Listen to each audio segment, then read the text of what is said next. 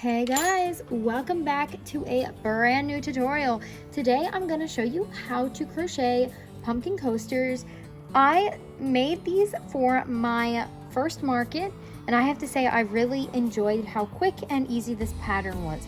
So for this pattern you're just going to need a color for the pumpkin. I'm using an orange worsted weight yarn, a 5.5 millimeter crochet hook, and brown for the little pumpkin stalk on top. So to get started, all you're gonna do is make a magic circle and make 15 double crochets into your magic circle. First, actually, we have to chain one and then make 15 double crochets into our magic circle. Now we are going to pull our tail tight and slip stitch to our first stitch and chain one. Now we are just going to put 2 double crochets in every stitch all the way around. I highly encourage you to crochet over your tail. That way you will only have like one end to weave in, I think. So that makes this pattern super quick and easy.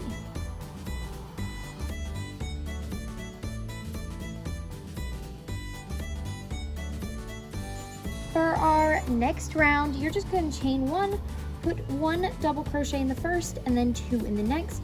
You're going to repeat this all the way around, and then for round 4 we will begin shaping our circle into a pumpkin. For our final round with the orange color, you're going to not chain one and instead you're going to slip stitch into your next stitch. So not the stitch we slip stitched into our first stitch, but you are going to slip stitch into your second stitch. Then make a single crochet in the next, a half double crochet in the next, and then a double crochet in the next 14.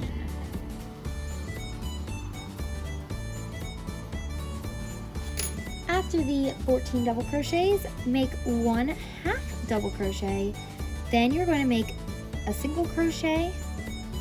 And since this is the bottom and the bottom is a bit more flat on pumpkins, you're going to make 1 slip stitch into the next 3,